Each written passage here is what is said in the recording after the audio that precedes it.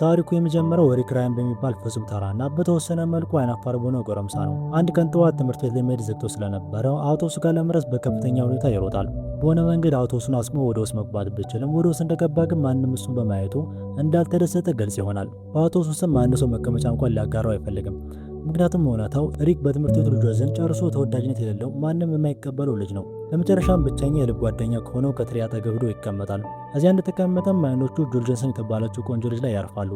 ሪክ እሷን በከፍተኛ ሁኔታ ያፈቅራት ስለነበረ ፊቷን ለማየት ብቻ ደጋግሞ ወደ ኋላ አንገቱን ያዞራል። ጓደኛው ትሪ ግን ጀል መቼም ቢሆን የእሱን አይነት ተራ ልጅ ልትወድ እንደማትችል ያስረዳውና ከተመኘው ዓለም ሊቀሰቅሰው ቢሞክርም ሪክ ግን ጨርሶ ሊሰማው ፈቃደኛ አልነበረም። በስሜት እንደናወዘም በትኩረት እሷን ማየቱን ይቀጥላል። ከተወሰነ ጊዜ በኋላ የትምህርት ቤቷ ውስጥ ተማሪዎቹ ብቅ የሆኑ ነፍሳትንና እንስሳት እንዲጎበኙ ወደ ተዘጋጀ አንድ ትልቅ የሳይንስ ምርምር ማዕከል ይደርሳሉ። እዚያ ምርምር ማዕከል ውስጥም ቢሆን ሪክ ጄሊን ለመማረክ የሌለውን ጥረት ሁሉ ያደርጋል። ወደ እሷ ጠጋ ብሎም ጎበዝ ፎቶግራፈር አንቺ እንደሆነና የሚያምር ፎቶዎችም ሊያነሳት እንደሚችል በራስ መተማመን በተሞላበት መንፈስ ይነግራታል። ነገር ግን በማዕከሉ ውስጥ ፎቶ ማንሳት በጥብቅ የተከለከለ ነበረ። ሪክ ግን ሕጉን ወደ ጎን በመተው በድብቅ የአንዲት ወፍ ፎቶ ያነሳል። ነገር ግን የካሜራው ፍላሽ በበራበት ቅጽበት ወፏ ሳይታሰብ በድንገት በእሳት ትያያዛለች። በአካባቢው ያለ አንድም ሰው ግን ለዚህ ትርምስ ተጠያቂው ሪክ መሆኑን አላስተዋለም። ሪክ ግን ደንግጦ ወፏን በመርገጥ እሳቱን ለማጥፋት ቢሞክርም ወፏ ግን በሆነ መንገድ አመላክ ቀጥታ የጀት ፍቅረኛ በሆነው ላውሪስ ላይ ታርፋለች። ላውሪስም በከፍተኛ ሁኔታ ተናዶ ሪክን ሊያጠቃው ሲል ልክ በዚያው ቅጽበት እክሉ ደረሰ። እክሉ የላውሪስ አጎትና የምርምር ማዕከሉ ዋነኛ ባለሀብት ነው። ሪክን ስለ ወላጆቹ ጠየቀው። ሪክም ወላጆቹ ከብዙ ዓመታት በፊት እንደሞቱና በአሁኑ ወቅት ከአክስቱና ከአጎት ጋር የሚኖር በሐዘን ገለጸለት። ይህንን ሲሰማ እክሉ በስሜት ተነክቶ በዝምታ ዘወር አለ። ሆኖም እክሉ ራቅ ማለቱን ተከትሎ ላውሪስ ሪክን ማንገላታቱን ቀጠለ። በኃይል ይገፋዋል። ሪክን ቀጥታ የእንስሳት መጸዳጃ ክምር ላይ ይወድቃል። ሪክ በሁሉም ሰው ፊት ተዋርዶና በቆሻሻ ተለውሶ ሳለ ራሱን ለማጽዳት በሚል አጠገቡ ያለውን ዕቃ ውሃ ነው ብሎ ያነሳዋል። ነገር ግን ዕቃ ውስጥ ያለው ውሃ ሳይሆን አደገኛ የኬሚካል ውህድ ነበር። ሪክ ምንነቱን ሳይረዳ ሙሉን ኬሚካል በራሱ ላይ አፈሰሰው። ያ ኬሚካል ደግሞ እንስሳትን በከፍተኛ ሁኔታ ለመሳብ የተሰራ መሆኑን ቅጣቱ እንኳን አላወቀም። በሰከንዶች ውስጥም ከተለያዩ አቅጣጫዎች የመጡ እንስሳት በሙሉ ወደ ሪክ መሮጥ ጀመሩ። አንዳንዶቹ በላዩ ላይ ይዘላሉ፣ ሌሎቹ ደግሞ ይጣበቁታል። በአጠቃላይ በቦታው የማይታመን ትርምስ ተፈጠረ። እዚያ የቆሙ ተማሪዎችን በመገረም ይስቁበታል። ሪክ እንደገና በሁሉም ፊት የውርደት ማዕከል ይሆናል። በዚህ ትርምስ መሃል አንቶኒ በድንገት መጥቶ የሪክን አንገት ይነክሰዋል። ሪክ ግን በሌሎች እንስሳት ጥቃት ተከቦ ስለነበረ ምን እንደተፈጠረ እንኳን አላስተዋለም። ቀስ በቀስ ቁጥራቸው እየጨመረ የመጣ እንስሳት ወደ እሱ መሳባቸውን ይቀጥላሉ። ይህም ሁኔታው የበለጠ አሳፋሪና አስጨናቂ ያደርገዋል። ጓደኛው ትሬ ግን ከመርዳት ይልቅ ካሜራውን አውጥቶ ሙሉን ትዕይንት መቅረጽ ይጀምራል። ከተወሰነ ጊዜ በኋላ ጉብኝቱ ያበቃና ሁሉም ተማሪዎች ከምርምር ማዕከሉ ወደ ቤታቸው ይመለሳሉ። አሁን ሪክ ሙሉ በሙሉ ደክሞና አዝሏል። በሆነ መንገድ ቤቱ ሲደርስ አክስቱና አጎቱ እየጠበቁት ነበር።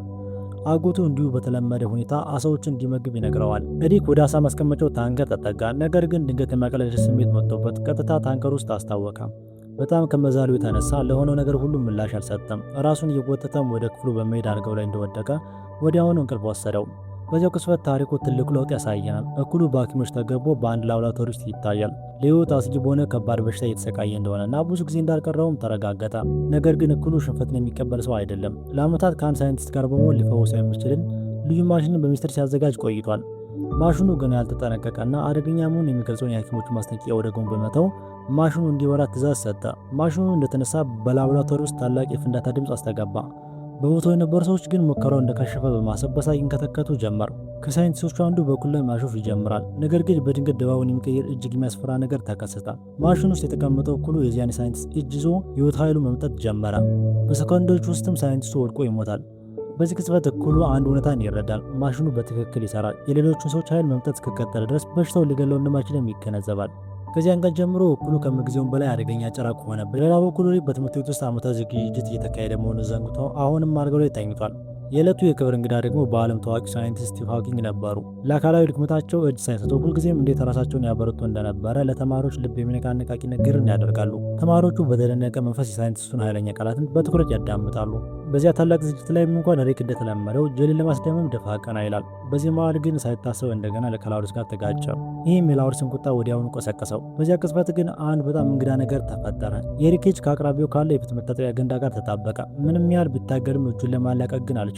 በመጨረሻም ሙሉ ኃይሉን ተጠቅሞ ሲጎተው ሙሉ የፊት መታጠቢያ ገንዳ ተነቅሎ ቀጥታ የላውሪስ ራስ ላይ ይወድቃል። ላውሪስ በከፍተኛ ቁጣ ሪክን ሊደበደው እንደ እብድ ወደ እሱ መሮጥ ጀመረ። ሪክ ራሱን ለማዳን ወዲያውኑ መሮጥ ይጀምራል። ሲያመልጥ ግን ከአንድ ገዘፍ ካለ ወፍራም ሰውዬ ጋር ተጋጨ። ተመቻቸ። በዚህ ጊዜ ደግሞ የበለጠ እንግዳ ነገር ይፈጠራል። የኤሪክ እጆች ከሰውየው አካል ጋር ይጣበቃሉ። ለማላቀቅ ከፍተኛ ትግል ቢያደርግም እጆቹ ሊላቀቁለት ግን አልቻለም። በመጨረሻም ራሱን ሲያላቅቅ የሰውየው ልብሶች አብረው ተቀደዱ። ይህ ክስተት እዚያ የቆሙትን ሰዎች በከፍተኛ ድንጋጤና ግራ መጋባት ውስጥ አላቸው። በኤሪክ ላይ ምን እየተፈጠረ እንዳለ ማንም ሊረዳ አልቻለም ነበረ። ነገር ግን በውስጡ አንድ ያልተለመደ ነገር እየተቀሰቀሰ እንደሆነ ግልጽ ይሆናል። በፍርሃትና በግራ መጋባት ሆኖ ኤሪክ ከትምህርት ቤቱ እየሮጠ ይወጣል። በአእምሮው ውስጥ በእውነቱ ሱፐር ፓወር አለኝ የሚል ጥያቄ ደጋግሞ ይመላለስበታል። እውነቱን ለማወቅም በአቅራቢያው ያለው ህንፃ ግድግዳ ለመውጣት ይሞክራል። ግድግዳውን በነካበት ቅጽበት እጁ ከግድግዳው ጋር ይጣበቃል። እናም ያለምንም ጥረት ወደ ላይ መውጣት ይጀምራል። ይህንን ሳይ ኤሪክ ይደነግጣል። አሁን ልዩ የሆነ ነገር እንደተፈጠረም እርግጠኛ ይሆናል። ልክ በዚያን ጊዜ በአንጻሩ ባለው መንገድ ላይ አንድ ሴት ውሻዋን እየመራች ስትሄድ ተመለከተ። በዚያው ቅጽበት ግን አንድ ጭነት መኪና ከቁጥጥር ውጭ ሆኖ ወደ እሷ በከፍተኛ ፍጥነት ይገሰግሳል። ሹፌሩ መኪናውን መቆጣጠር አቅቶታል። ፍሬኑም አልሰራ ብሎታል። አሰቃቂው አደጋ ለመከሰት ጥቂት ሰከንዶች ብቻ ነበር የቀሩት። ኤሪክ ምንም ሳያስብ ወደፊት በመዝለል ሴትዮዋን በኃይል ገፍትሮ ከመንገዱ ያወጣታል። ህይወቷንም ያድናታል። እሱ ግን በጭነት መኪናው ተገጨ። በአካባቢው ያሉ ሰዎች በድንጋጤና በፍርሃት መጮህ ጀመሩ። ነገር ግን ግጭቱ የፈጠረው አቧራ በኖ ሲጠፋ ኤሪክ በአካሉ ላይ አንዲትም ጭረት ሳይኖር በፍጹም ጤነኛ ሆኖ ታየ። የጭነት መኪናው የፊተኛ ክፍል ሙሉ በሙሉ ሲወድም ኤሪክ ግን ፍጹም ጤነኛ ነው። ህዝቡ ባየው ነገር ይደመማል። ነገር ግን ኤሪክ ዘወር ሲል አንድ የሚያስደነግጥ ሁኔታን ይመለከታል። ሊያድናት የገፋ ሴት ባሉ ምክንያት በአቅራቢያው ባለ የእንጨት መኪና መቆረጫ ማሽን ውስጥ በድንገት ወድቃ ወዲያውኑ ህይወቷ አልፏል። ለኤሪክ የቅጽበት አስደንጋጭና ልብስ ባር ይሆናል። ኤሪክ ከቤት ሲደርስም የላቀ ኃይል እንዳገኘና ይህም በድራጎን ፍላይ ትንኛ አማካኝነት እንደሆነ ለአጎትና ለጓደኛው በደስታ ይነግራቸዋል። መጀመሪያ ላይ ነገሮች እርሱ የማይታመን ተረት ሆነባቸው። ስለዚህም እውነቱን ለመፈተሽ አጎቱ በድንገት ስለታማ ቢላዋ አውጥቶ ኤሪክን ይወገዋል። ነገር ግን ቢላዋ የኤሪክን አካል በነካበት ቅጽበት ወዲያውኑ ይታጠፋል። ኤሪክ ላይም አንዲትም ጭረት አልነበረም። አሁን አጎትም ቢሆን ኤሪክ በእውነትም ልዩ ችሎታ እንዳለው ይረዳል። ከዚህ በኋላ የኤሪክን የልጅነት ትዝታ ወደ ኋላ መለስ ብለን እንመለከታለን። በአንድ ወጥ ምሽት ከወላጆች ጋር የቲያትር ትዕይንት አይተው ወደ ቤት ሲመለሱ የዘራፊዎቹ ቡድን ከመንገድ ላይ ያጠቃቸዋል። ወላጆቹን ለመጠበቅ በመሞከርም ኤሪክ ወደፊት ያመራል። ነገር ግን በዚያ ትርምስ ውስጥ ባለማወቅ ለወላጆቹ ሞት እሱ ራሱ ምክንያት ይሆናል። አባቱ ሊሞቱን ለኤሪክ አንድ ቀለበት ይሰጠዋል። ያ ቀለበት ዛሬም ከኤሪክ ጋር ያለ ሰው ምናልባትም ያለፈው ዘመኑ ትልቅ ሚስጥር ደብቆ የያዘ ሊሆን ይችላል። ኤሪክ በንዴትና በምሬት ቀለበቱን አውጥቶ ቢወረውረውም ነገር ግን የሚያስገርመው ቀለበቱ በራሱ ተመልሶ ወደ እሱ ይመጣል። ልክ በዚያን ጊዜ ጂል ትመጣለች። ክላውዲስ ጋር ደስተኛ እንዳልሆነችና ከሱ ይልቅ ከኤሪክ ጋር መገናኘት እንደምትፈልግ ትነግረዋለች። ነገር ግን ኤሪክ ልትነግረውን የፈለገችውን ነገር ሙሉ በሙሉ በተሳሳተ መንገድ ይረዳዋል። ልክ በዚያን ቅጽበት ላውሪስ በአዲስና በሚያንጸባርቀው የስፖርት መኪናው ብቅ ይላል። ጂል ኤሪክን እየተመለከተችው እሱ እንደዚህ አይነት መኪና ቢኖረው ኑሮ አብረው ረጅም መንገድ መጓዝ እንደሚችሉ ተነግረዋለች። ይህንንም ብለው ክላውዲስ ጋር ትሄዳለች። ኤሪክ አሮጌና የተሰበረውን ብስክሌት የተመለከተ እንዲህ አይነቱን ነገር ፈጽሞ ሊገዛ እንደማይችል ይገነዘባል። ኤሪክ ቤቱ እንደተመለሰ ኢንተርኔት ላይ አንዳንድ ነገሮች መበርበር ይጀምራል። ልዩ ችሎታ ላላቸው ልጆች የተለየ ትምህርት ቤት ስለሚያስተዳድር አንድ ፕሮፌሰር መረጃ ያገኛል። ስለ ራሱ ችሎታዎች በእውነቱን ለማወቅ በመወሰንም ይህንን ፕሮፌሰር ለማግኘትና በመጨረሻ ምን ያህል ኃይለኛ እንደሆነ ለማወቅ ይወስናል። በሚቀጥለው ቀን ኤሪክ ጄልን ለማስደመም የግድ ስፖርት መኪና መግዛት እንደሚያስፈልገው ያስባል። ስለዚህም ብድር ለመጠየቅ ከአክስትና ከአጎት ጋር ወደ ባንክ ይሄዳል። ነገር ግን እዛ እንደደረሱ የዘራፊዎች ቡድን ወደ ባንኩ በመግባት ገንዘብ መዝረፍ ይጀምራል። በየቦታው ፍርሃት ነግሷል። ኤሪክ በሆነ መንገድ አክስቱን በሰላም ወደ ውጭ ማውጣት ቢችልም አንድ ነገር ግን ይከሰታል። ዘራፊዎቹ ለማምለጥ የባንኩን በሮች መክፈት አልቻሉም። ኤሪክ ግን እነሱን ለማስቆም ኃይል እንዳለው ግልጽ ቢሆንም እነሱን ከመያዝ ይልቅ እንዲያመልጡ በሚስጥር ይረዳቸዋል። ወደ ውጭ ሲወጣም ኤሪክ በመንገዱ ላይ ትዕይንትን በሚያሳይ አንድ ትንሽ ዝንጀሮ ዙሪያ ህዝብ ተሰብስቦ ያስተውላል። በድንገት አጎቱ በስቃይ ሲጮህም ይሰማል። ኤሪክ ወደ እሱ በፍጥነት ሲሄድ አጎቱ በጣም አደገኛ ሁኔታ ላይ እንዳለ ያያል። በዚያው ቅጽበት የሕክምና ቡድን ደርሶ አጎቱን በፍጥነት ወደ ሆስፒታል ይወስደዋል። በዚህም የኤሪክ ህይወት አስገራሚ ለውጥን ያስተናግዳል። ይህ በእንዲህ እንዳለ እክሉ በቢሮው ውስጥ ብቻውን ተቀምጦ በመስታወት ውስጥ መልኩን እያደነቀ ምን ያህል ጠንካራ መስሎ እንደታየ በግልጽ እየተደሰተ ነው። ረዳቱ ወደ ክፍል ትገባለች። ነገር ግን በድንገት እክሉ እንደገና የመድከም ስሜት ይሰማዋል። ያለምንም መቋማትም እጇን ይዞ ሙሉ የህይወት ኃይሏን ይመጣል።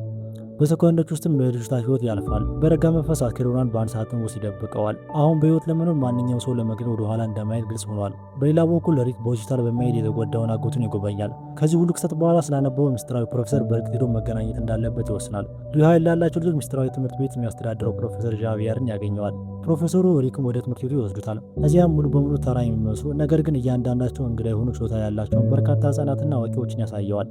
አንዳንዶቹ መብረር ይችላሉ። አንዳንዶቹ በሀሳባቸው ቁሳቁሶችን ማንቀሳቀስ ይችላሉ።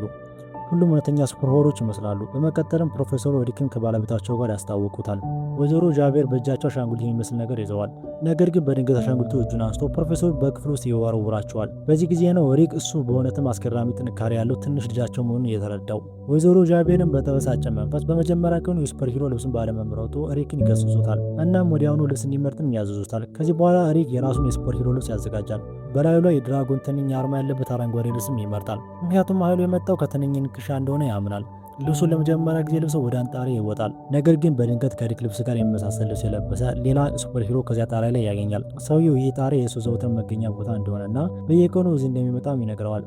ሪክ ቦታውን መጋራት እንደሚችሉ በሰላማዊ መንገድ ሀሳብ ያቀርባል። እናም የሪክ እውነተኛ የሱፐር ሂሮ ጉዞ በትክክል የሚጀምረው እዚህ ጋር ነው። በማግስቱ ጠዋት ሪክ የተወሰነ ገንዘብ ለማግኘት በማሰብ በአንድ ድርጅት ውስጥ ለስራ ቃለ መጠይቅ ይሄዳል። በቃለ መጠይቁ ወቅትም የቅጥር ኃላፊውን ለማስደመም በማሰብ በሱፐር ሂሮ ልብሶች ያነሳቸውን ፎቶዎች በኩራት ያሳየዋል። ኃላፊው ግን ከመደነቅ ይልቅ ወዲያውኑ ውድቅ ያደርገዋል። ልክ በዛች ቅጽበት አንድ ሰው ወደ ቢሮ እየሮጠ በመግባት በአንድ ዩኒቨርሲቲ ውስጥ አሰቃቂ ጥቃት እየተፈጸመ መሆኑን እየጮኸ ይናገራል። ሪክ ያ የእሱ ዩኒቨርሲቲ መሆኑን ወዲያውኑ ስለተረዳ አንዲትም ቃል ሳይተነፍስ በድንገት ከቦታው ይሰወራል። ይህ በእንዲህ እንዳለ በዩኒቨርሲቲ ቅጥር ግቢ ውስጥ ታላቅ ትርምስ ተፈጥሯል።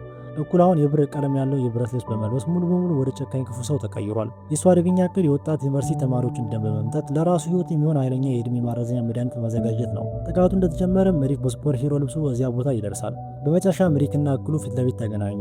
በመካከላቸውም እሳት የላሰ ከባድ ፍልሚያ ተቀሰቀሰ። እኩሉ ስለታማ ምላጮችና ቢላዎቹ ወደ ሪክ ቢወረውርም የሪክ ልብስ ግን በጣም ጠንካራ ስለነበረ ጥቃቶቹ ቅዳት ያህል ጉዳት ሊያደርሱበት አልቻሉም። ቀስ በቀስም እኩሉ በዚህ ፍልሚያ ሪክን ማሸነፍ እንደማይችል ስለተረዳ ሌላ አማራጭ አጥቶ ከቦታው ይሸሻል። በአቅራቢያው ጄልን በዚህ ትርምስ መሃል በቦታው ነበረች። ሕዝቡን ሁሉ በታደገው በዚያ ምስጢራዊ ሱፐር ፓወር እጅግ ትማረካለች። ነገር ግን ከጭንብሉ በስተጀርባ ያለው በእውነቱ ያ የምታውቀው ምስኪኑ ሪክ መሆኑን ቅንጣት እንኳን አታውቅም። በዚያኑ ምሽት ጄል ከአንድ ሲኒማ ቤት ወጣ ስትሄድ ሪክ በመጨረሻም ያናገራት በማሰብ በዝምታ ይከታተላታል። ነገር ግን ፊቷ በቆመበት ቅጽበት በራስ መተማመኑ ሙሉ በሙሉ ይጠፋበታል። እንደገናም አይናፋር ተሰቃቂና በትክክል መናገር የማይችል ዱዳ ይሆናል። በዚህ ጊዜ ጄል ለራሷ ጨዋታውን በመጀመር በእውነቱ ሪክ ለፍቅር ቀጠሮ እንዲጠይቃት ተስፋ አድርጋ እንደነበረ ትነግረዋለች። ይህንን ሲሰማ ሪክ በጣም ከመጓጓቱና ከመደንገጡ የተነሳ የሚሰጠው ምላሽ ጠፋው። ጄል በማዘንና ግራ በመገባት ሆና ጥላው ትሄዳለች። ከጥቂት ጊዜ በኋላ ወረበላ አሸባሪዎች ጄል በሚስጥር መከታተል ጀመሩ። ሁኔታው አደገኛ መምሰል ሲጀምር የድራጎን ፍላይ ሱፐር ሂሮ የለበሰው ሪክ በድንገት ብቅ አለ። ወረበላዎችን በቀላሉ አባረው በመደብደብ እንደገና ሕይወቷን ታደጋት። ጄልን በትልቅ እፎይታና ምስጋና ውስጥ ሆና ከጭንብሉ በስተጀርባ ያለው ሪክ መሆኑን ሳታውቅ ምስጢራዊ ጀግናዋን ታመሰግናለች።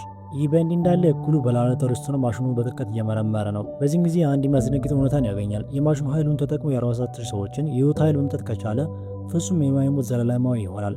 ያለምንም ማቅባትና ርህራሄ እኩሉ የዘላለም ሕይወትን ለማግኘት ሲል የ47,000 ንጹሐን ሰዎችን ለመሰዋት ዝግጁ መሆኑን ወሰነ። በሌላ በኩል የሪክ አክስት ጄልን ለራት ወደ ቤታቸው ተጋብዛታለች። በዚህ ጊዜም ጄል የድራጎን ፍላይ ሱፐር ሂሮ በሁለት አጋጣሚዎች ነፍሷን ስላተረፈላት በእውነት እንደምታደንቀው ሌላው ቀርቶ ልታፈቅረው እንደምትችል በግልጽ ትናገራለች። ልክ በታጭበት ላውሪስና እኩሉ ወደ ቤት ይመጣሉ። በዚህ መሃል ሪክ አሁንም የሱፐር ሂሮ ልብሱን እንደለበሰ በሚስጥር ወደ ክፍሉ ይገባል። ልብሱን እየቀየረ ባለበት መሃል ግን እኩሉ በድንገት ወደ ክፍሉ ይገባል። እኩሉ ያ ጭንብል የለበሰው ጀግና ሌላ ማንም ሳይሆን ሪክ እንደሆነ አስቀድሞ ጠርጥሮ ስለነበረ ሊያጣራ ነበር የመጣው። ክፍሉን በጥንቃቄ ቢፈትሽም ሪክ ግን በእያንዳንዱ ጊዜ በብልሃት ከመያዝ ያመልጣል። በመጨረሻም እኩሉ ጥርጣሬውን መረጋጋት ሳይችል ለጊዜው ወደ ራስ ማዕዱ ይመለሳል። ከጥቂት ቅጽበት በኋላ ሪክ በተለመደ ልብሱ በመመገቢያ ክፍል ውስጥ ከሁሉም ጋር ይቀላቀላል። ነገር ግን በድንገት እኩሉ በሪክ እጅ ላይ ያለውን ቁስል ያስተውላል። ያንን ጉዳት እንዴት እንዳገኘው በረጋ መንፈስም ይጠይቀዋል። ሪክም መንገድ ላይ ከአንድ ሰው ጋር ተጣልቼ ነው በማለት ወዲያውኑ ዋሻ። ነገር ግን እኩሉ ወዲያውኑ ገባው። ያ ቁስል በዕለቱ በድራጎን ፍላይ ሱፐር ሂሮ ላይ በወረወረው ስለታማ መላጭ ላይ የደረሰ ትክክለኛ ቁስል ነበር። በዛች ቅጽበት ጥርጣሬው ሙሉ በሙሉ ወደ እውነት ተቀየረ። ሪክ ያ ጭንብል የለበሰው ጀግና መሆኑን ሙሉ በሙሉ አረጋገጠ። ወዲያውኑም የክፍሉ ድባብ ሙሉ በሙሉ ተቀየረ። እኩሉ እውነተኛ የሱፐር ቪለን መልኩን አሳየ። አሁን ሪክ ትልቅ ጠላት መሆኑን አምኗል። ተመሳሳይ ጊዜ ሪክ እኩሉ የመጣው እውነቱን ለማረጋገጥ ብቻ ሳይሆን ሁሉንም ሰው ለመጨረስ መሆኑን ተረዳ። ሪክ ጄልንና ራሱን ለመጠበቅ ቢሞክርም በድንጋጤ ውስጥ ሆኖ ሚዛን ስቶ ይወድቃል። በዚህ ታላቅ የትርምስ መሃልም እኩሉ የሪክን ምስኪን አክስት በጭካኔ ገደላት። ከተወሰነ ጊዜ በኋላ ሪክ ሆስፒታል ይደርሳል። ለአጎቱ ባለቤቱ በሕይወት እንደሌለች የሚገልጸውን አሰቃቂ ሁኔታን ሊነግረው ይፈልጋል። ነገር ግን ሐኪሞች የአጎቱ ሁኔታ በጣም አሳሳቢ እንደሆነና ማንኛውም አስደንጋጭ ዜና ለሕይወቱ አደገኛ ሊሆን እንደሚችል ያስጠነቅቁታል። ነገር ግን እንዳለመታደል ሆኖ ሌላ ግዴለሽ ሐኪም መጥቶ ዜናውን ቀጥታ ለአጎቱ ይነግረዋል። ይህንን አሰቃቂ ዜና ሲሰማም የሪክ አጎት ልቡ በጣም ተሰበረ።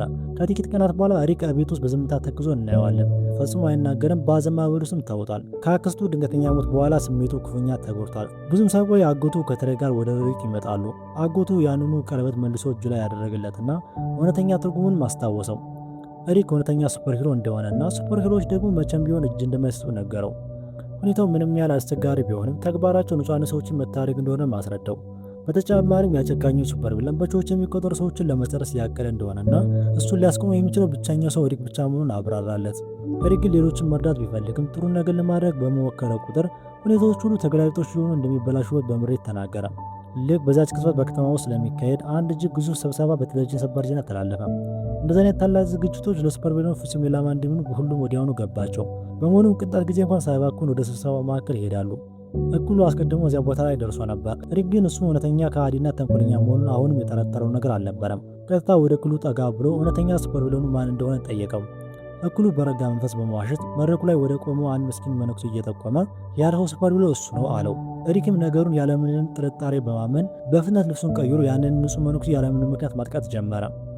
በአካባቢው የተፈጠረው ታላቅ ትርምስን መነሻ በማድረግም እኩሉ በሚስጥር ሾልኮ ወጣ። በመጨረሻም በእውነተኛ አውዳሚ ሱፐርቪለን መልኩ ብቅ አለ። አሁን እውነተኛና እሳት የላሰውን ፍልሚያ ተጀመረ። እኩሉ በኃይል ጫፍ ላይ ሆኖ በሪክ ላይ ጭካኔ ጥቃትን ሰነዘረ። ሙሉን የፎቅ ጣሪያውን በላዩ ላይ ያፈረሰው።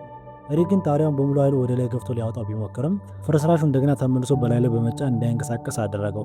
ይዘን የድራጎን ፍላይን ህይወት ለአንዴና ለመጨረሻ ጊዜ ለማጣት በመወሰንም ሱፐርቪለኑ ስለታማ መላጮችንና ቢላዎችን ወደ ሪክ ወረወረ።